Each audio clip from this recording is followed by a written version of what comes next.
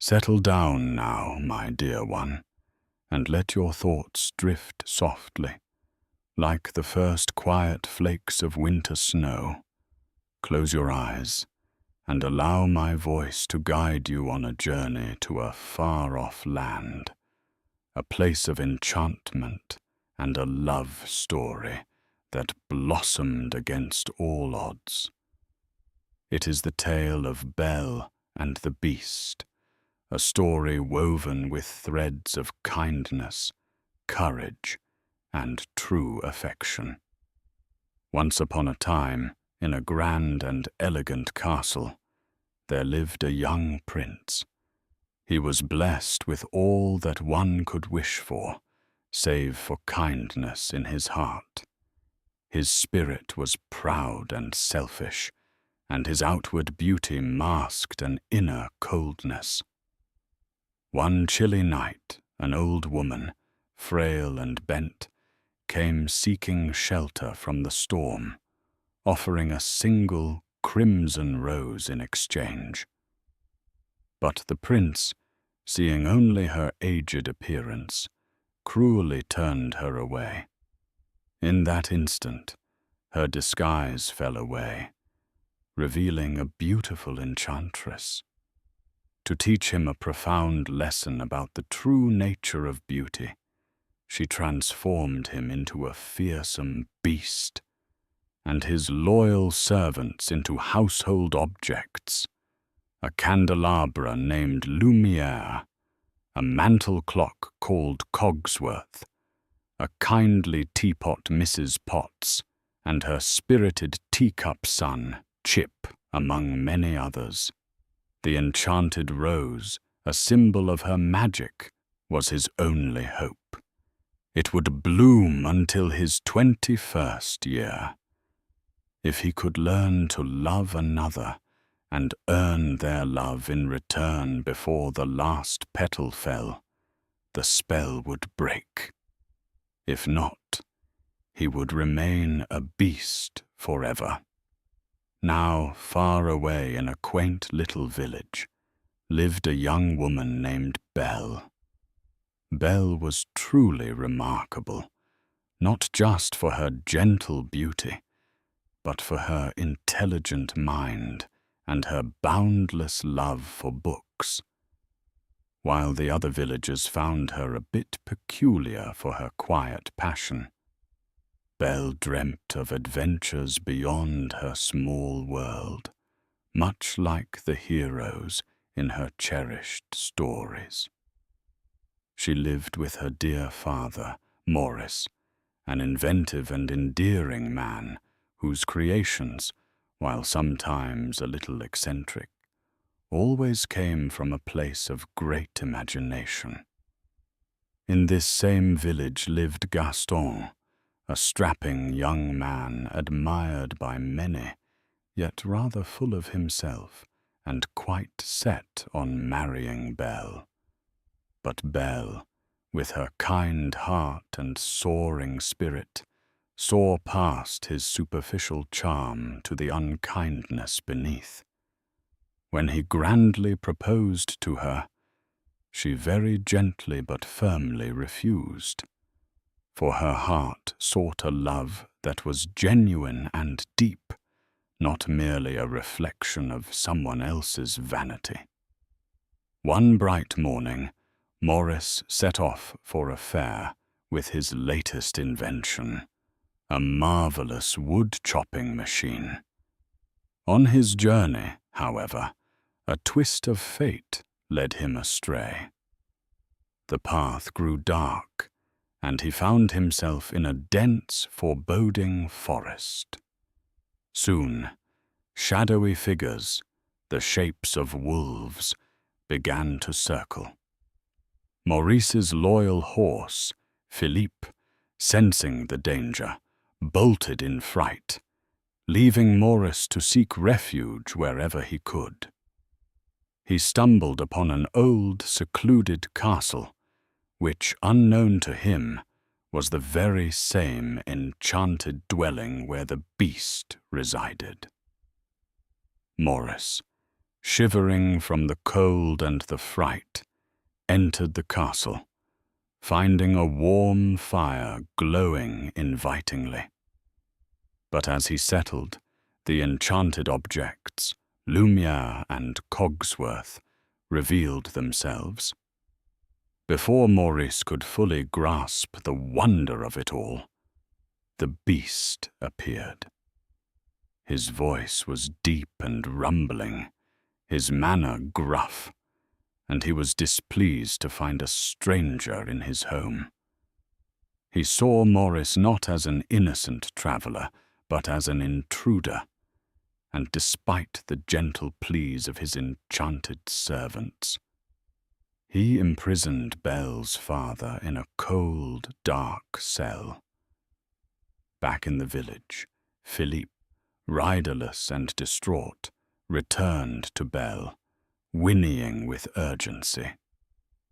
Belle, her heart filled with worry, knew something terrible had happened. Without a moment's hesitation, she bravely mounted Philippe and urged him to retrace his steps, following the trail to the mysterious castle. There she found her dear father, frail and ill, held captive. The beast appeared, his form still imposing and his voice stern. Belle, with incredible courage and love for her father, made a selfless offer. She would take Maurice's place, becoming the beast's prisoner in exchange for her father's freedom. The beast, surprised by her bravery, accepted. He then magically sent Maurice back to the village, leaving Belle alone in the enchanted castle. Belle's first days in the castle were filled with a quiet apprehension. The enchanted objects, however, were keen to make her feel welcome. Lumiere, with his warm glow and hospitable nature, tried to coax her into joining them for dinner. But Belle, still quite frightened and missing her father, declined. That night, her curiosity led her to explore the forbidden West Wing, a shadowy part of the castle where the beast had warned her not to go. There, in a dusty, dimly lit chamber, she found it. The magical rose, its petals slowly, steadily falling. Just as she reached out to touch it, the beast burst in, his voice filled with a deep, pained roar, startling Belle so much that she fled the castle. As Belle rode Philippe through the moonlit forest, the shadowy wolves from before returned, this time bolder and more menacing. Just as despair began to settle in, a huge, powerful figure leapt into the fray. It was the beast who had followed her. He bravely fought off the creatures, protecting Belle, but not without sustaining a deep injury himself. Belle, seeing his sacrifice, felt a new emotion stir within her. She helped the injured beast back to the castle, gently tending to his wounds. In that quiet moment, something shifted between them. A tentative friendship began to bloom. The beast, touched by Belle's kindness, gifted her his vast, magnificent library, filled with countless books. They spent time together, reading by the fire, sharing quiet moments, even enjoying a playful snowball fight in the castle grounds. Belle began to see beyond the beast's gruff exterior to the troubled, kind heart within, and the beast, in turn, began to learn patience and tenderness from Belle. The enchanted objects watched with hopeful hearts as they sang softly of something there that was not there before. One magical evening, the beast, transformed by Belle's presence, prepared an elegant dinner. Belle, dressed in a beautiful golden gown, descended the grand staircase.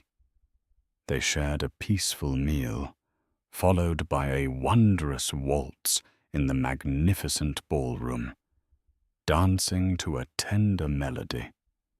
It was a truly enchanting night, a testament to the gentle affection that had grown between them. After their dance, the beast, now filled with a deep tenderness for Belle, showed her a magical mirror that could reveal anything she wished to see. Belle, thinking of her father, asked to see him. In the mirror, she saw Maurice, lost and ailing in the snowy woods, desperately searching for her. The beast, seeing Belle's distress and understanding the depth of her love for her father, made a selfless choice. He released her from her promise, letting her go to care for Maurice, even though it meant sacrificing his own last chance at breaking the spell. He also gave her the magic mirror, so she could always see him. Belle found her father and brought him home, nursing him back to health. Maurice, however, distraught by his experiences, tried to tell the villagers about the beast, but they, unable to believe such a fantastical tale, dismissed him as eccentric. Gaston, still determined to marry Belle, saw this as an opportunity. He plotted with Monsieur d'Arc, the proprietor of the local asylum, to have Maurice committed, hoping Belle would then be forced to marry him to save her father. As Monsieur d'Arc arrived to take Maurice, Belle, knowing she had to prove her father's sanity, used the magic mirror to show the villagers the beast. She revealed his kind eyes and his gentle actions, hoping they would understand. But Gaston, fueled by jealousy and fear, twisted her words. He convinced the villagers that the beast was a dangerous monster and that Belle was enchanted. He stirred their fears, forming an angry mob to march to the castle and destroy the beast. Locked away in the cellar by Gaston, Belle and Maurice could only watch in despair as the angry mob set off. But resourceful Belle, with a little help from Chip, found a way for them to escape.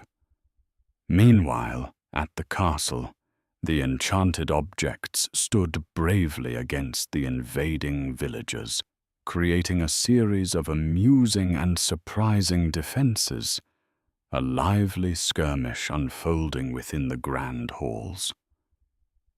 The beast, heartbroken by Belle's departure, had lost all hope and simply awaited his fate.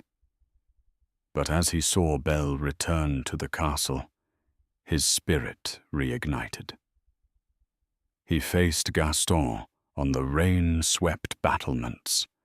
The beast fought with a powerful sorrow, fueled by his despair. When he had Gaston at his mercy, he remembered Belle's kindness and spared his life, urging him to leave. But Gaston, consumed by anger and unwilling to accept defeat, struck the beast from behind with a dagger, in a final act of desperation. In the ensuing confusion and on the crumbling battlement, Gaston lost his footing and disappeared into the swirling mists below, a dark chapter quietly closing. The beast, gravely wounded, collapsed. Belle rushed to his side, cradling him as the last petal of the enchanted rose began to fall. Her heart was overflowing with love and sorrow. "I love you," she whispered, her voice filled with profound truth, just as the final petal detached and floated gently to the ground. At that very instant, a wondrous transformation began. A shimmering golden light enveloped the beast. His fearsome form softened and changed. His claws receded. His fur vanished, and before Belle's astonished eyes, he became a handsome young prince once more. The spell was broken. Throughout the castle, the enchanted objects also transformed back into their human selves, laughing and rejoicing, their long wait finally over. The prince, his heart now full of kindness and love, gazed into Belle's eyes, and she, seeing the same gentle spirit she had come to cherish, knew it was truly him. Together they danced once more in the magnificent ballroom, surrounded by their joyful friends and bathed in the soft, warm glow of a new dawn. True love had indeed broken the most powerful spell, proving that beauty truly lies within, and that even the coldest heart can be warmed by kindness. And so, my dear, the prince and Belle, now truly a prince and princess, lived happily ever after, their love story a gentle reminder that open hearts and a little courage can lead to the most beautiful and peaceful endings. Now, rest well, and dream of such wondrous tales. Good night.